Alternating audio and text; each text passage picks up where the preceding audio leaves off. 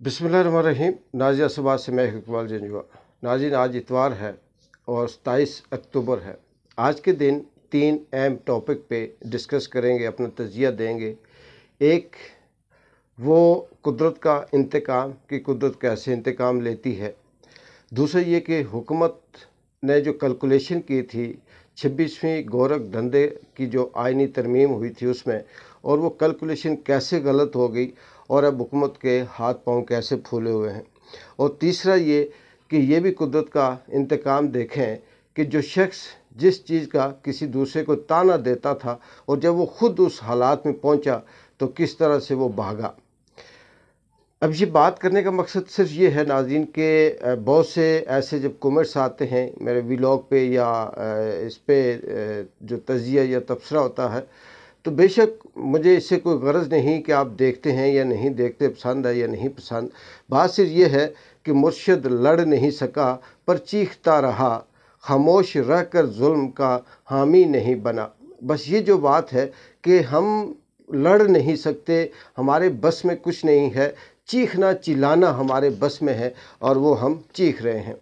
वो काजी, वो फाइज, वो ईसा, वो चीफ जस्टिस, वो जो पाकिस्तान की सबसे बड़ी सुप्रीम कोर्ट के सबसे बड़े ओहदे पे बैठा हुआ था, और उसकी चीफी के दौरान जब बहुत से ऐसे वकला, सहाफ़ी, आम आदमी, सियासतदान या जो भी थे वो उसके पास शिकायत लेके जाते कि हमें उठाया जा रहा है, हमें अगवा किया जा रहा है, हमें मारा जा रहा है, तो हमें इंसाफ दिया जाए।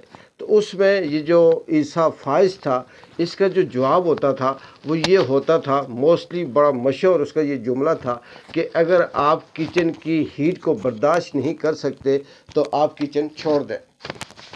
बिल्कुल इसी तरह से जब कोई साफ़ी उसके पास जाता तो वो भी यही कहता, जहाँ तक कि वकला और जजीज भी इसके पास गए और जजीज ने ये कहा कि इस तरह से हमें जो एजेंसीज़ हैं, ये जो लोग हैं, उनकी तरफ से थ्रेट है।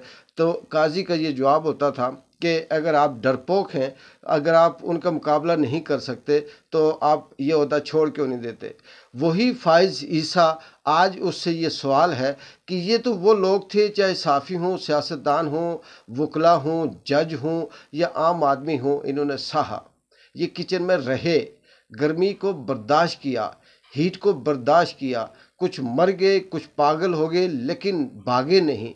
और आप जो सबसे बड़े, सबको ताना देने वाले थे, आपको जब आपकी रिटायरमेंट के बाद आपको ये अंदाज़ा था कि आप यहाँ पर किस तरह से जलील होंगे, और आपने 24 घंटे भी नहीं लगाए और भाग गए यहाँ से, अपना ख़ानदान, अपने अहले खाना को लेकर यहाँ से निकल गए। बेशक इसके पीछे जो मर्ज़ी को लॉजिक देता रहे, आज़ादी है, आपकी मर्ज़ी है, आप जिधर मर्ज़ी जाएं, आप रिटायर हो गए, आप आज़ाद हो गए, ये सारी चीज़ें अपनी जगह पे कहने वाले कहेंगे, लेकिन इतना भी नहीं होता। रिटायर होने के बाद एक आम चपरासी भी अगर रिटायर होता है तो वो कम से कम 10-15 दिन अपने दोस्तों यारों की दावतें शावतें आगे पीछे करता है। बड़ा खैर, लेकिन ये है आप अब आएंगे भी नहीं। बहुत से लोग कहते हैं जी 4-6 दिन 10 दिन के बाद आ जाएंगे। मेरी ज़ाती प्रेडिक्शन है कि अब आप आएंगे भी नहीं, आएंगे तो जलील होंगे। आगे चलते हैं जी कि कुदरत कैसे इंतकाम लेती है। कुदरत को सर पे सींग नहीं जमाती। वो ज़माने गए जब हम सुना करते हैं कि शक्लें बिगड़ा करती थी, फिर वो दौर भी अब नहीं रहा कि उसे कुछ इस तरह से उसकी शक्ल चेंज हो जाए, उसके पीछे कुछ दुम लग जाए, ऐसा नहीं। वो शख्स जो इस मुल्क में सबसे ज़्यादा जिसने हुकूमत की, 3 बार वज़ीर-ए-आज़म रहा, 40 साल से सियासत करता रहा, 5 आर्मी के चीफ ऑफ स्टाफ को अपने हाथों से उसने लगाया, आईजी इसके, जजेस इसके, सब कुछ इसके, लेकिन वो शख्स पहली बार भी जलील और ख्वार, तो उसकी किस्मत उसके मुकद्दर में थी। लेकिन पहले जब वो लंदन में था, एवन फील्ड में था, तो शायद कि थोड़ा सा लिहाज था कि आने वाले वक्त में इसकी हुकूमत आ सकती है या इससे बच सकता है। लेकिन वो मियाँ नवाज शरीफ जो सिर्फ़ और सिर्फ काजी के वजह से आया था कि अब मुझे रिलीफ मिलेगा, और जैसे ही काजी की रिटायरमेंट हुई, उसे एक्सटेंशन ना मिली, तो उसने भी दुम दबाई और सीधा लंदन एवन फील्ड में चला गया। और वहाँ पर जो उसका इस्तेकबाल हुआ, नाज़रीन अगर आपने उसकी वो जो सोशल मीडिया पे वीडियो वायरल हैं वो देखी हो, तो स्वाय चोर चोर और डाकू डाकू, बेगैरत बेगैरत, इसके अलावा कोई किसी किस्म का नारा नहीं है। और फिर जिस ज़िल्लत से उसकी वहाँ पर जो वेलकम हुआ है, जिस ख्वारी से हुआ है, तो मुझे लगता है कि आने वाले वक्त में मियाँ साहब, पहले तो चलो कहीं ना कहीं प्रोटेक्शन थी, कुछ नॉन लीकी भी, आम आदमी भी हमायती था, वो भी नहीं है, अब इनका निकल वहाँ पे मुश्किल होगा। तो इसी को कहते हैं ज़िल्लत, रुसवाई, कुदरत का इंतकाम। वो शख्स जिसके पास, जिसने पैसे के लिए अपना दीन, ईमान, ज़मीर सब बेच दिया, जिसने पैसा कमाने के लिए, अपनी हुकूमत करने के लिए इस मुल्क को, पूरे के पूरे मुल्क को बेच दिया, गद्दारी तक उतर आया, अवाम के ऊपर जुल्म जबर की इंतहा की इसने और फाइज दोनों ने मिलकर अवामों को पागल कर दिया। जज बोले इसके खिलाफ तो उनको भी मेंटली ना सिर्फ टॉर्चर किया, बल्कि उन्हें इस हद तक तशद्दुद किया उनके ऊपर कि वो पागल हो गए। लेकिन अब वो कुदरत के उस इंतकाम में है कि ये ज़मीन तो है, लेकिन वो निकलते हैं तो जलील व ख्वार होते हैं, किसी को लानतें पड़ती हैं और किसी का चोर चोर पीछे उसका पीछा करता है। अब आते हैं आखिरी तीसरी उस पे कि हुकूमत की कैलकुलेशन कैसे गलत हुई। ये सारी चीज़ें आप जान चुके हैं, समझ चुके हैं कि 26वीं आइनी गोरख धंधे की तरमीम सिर्फ इसलिए की गई थी कि हुकूमत उस अदलिया को अपने काबू में लेना चाहती थी। हुकूमत के ख्याल में था कि जजेस भी हमारे हों और हम सारे का सारा फैसला आइनी कोर्ट बनाकर सुप्रीम के ऊपर सुप्रीम कर दें, फिर जो जुडिशल कमीशन है वो हमारा हो, फिर फाइनल फैसला जो है उसके अंदर वो पार्लियामेंट के अंदर जो सियासतदान है वो भी शामिल हो, यानी सब कुछ मिलाकर वो करें। लेकिन उस आइनी तरमीम के अंदर इन्होंने जो आइन के अंदर तब्दील 26वीं उसमें की, उन्होंने कहा जी कि पैनल बनाते हैं, पहले 3 सीनियर जजों में से किसी एक को जज मुंतखब करेंगे। उसमें जो पहले 3 सीनियर जज थे, उसमें चीफ जस्टिस मंसूर शाह था, उसमें मुनीब अख्तर थे, या अफरीदी थे। इनके जहन में ये था कि मंसूर को भी नहीं बनाएंगे और मुनीब को भी नहीं बनाएंगे, तो हम या अफरीदी को बनाते हैं। यही अफरीदी है भी, अभी उसकी एज भी रहती है, और अगर वह अभी चीफ जस्टिस बनता है तो उसकी 3 साल पहले वो अपनी मुद्दत से रिटायर हो जाएगा। तो मैं भी कि वो इनकार कर दो। और फिर उन्होंने एक बयानिया भी चलाया अपने टाउटू से, वावडा जैसे, ख्वाजे जैसे लोगों से कि जी वो रिटायर हो सकते, वो इनकार कर सकते हैं, उनका ये है, उनका वो है। लेकिन यही अफरीदी ने इनकार नहीं किया और उसके बाद जस्टिस मंसूर अली शाह और मुनीब अख्तर, ये दो आगे जो सीनियर थे ये रह गए और यही अफरीदी बन गए। अब इनके जहन में ये था कि ये जब इनकार करेगा यही अफरीदी, तो उसके बाद हम किसी न किसी तरह से, यानी आइन में तो इन्होंने लिखा कि मोस्ट सीनियर, तो पीछे मोस्ट सीनियर बच जाएंगे जस्टिस मंसूर शाह, मुनीब अख्तर और अमीनुद्दीन, ये 3 सीनियर होंगे। तो इनके जहन में ये था कि हम अमीनुद्दीन को आगे लेके आएंगे।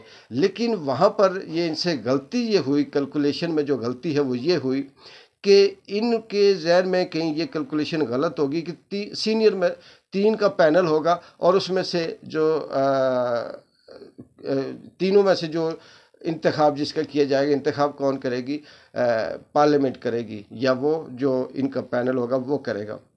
दुनिया जहन में से यह निकलेगा और उसके बाद फिर हम इसे लेके आ जाएंगे अमीनुद्दीन को। लेकिन यही अफरीदी ने इनकार नहीं किया, वो अपनी जगह पे डटा हुआ है।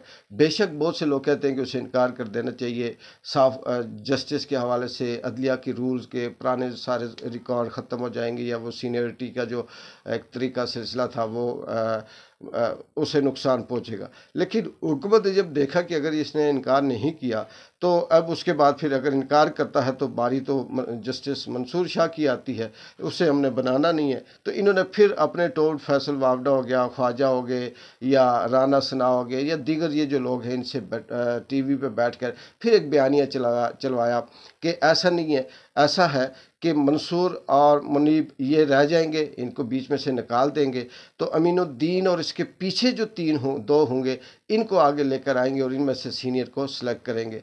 तो ये इस तरह से इनकी कैलकुलेशन इतनी गलत हो गई कि ये अब सिर्फ वो इनके समझ में नहीं आता कि क्या किया जाए। अब तो हम फंस गए।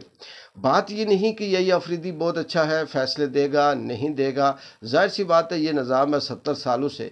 इससे हम इस बात को बईद नहीं कर सकते कि यही अफरीदी किसी न किसी तरह से आगाह था और ये सारी चीज़ उसे पता थी। उसे वो रजामंदी से ही आया होगा, डील ना सही लेकिन रजामंदी से आया होगा। और किसी हद तक उसका जो रवैया लहजा वो कोई ना कुछ फ़र्क होगा।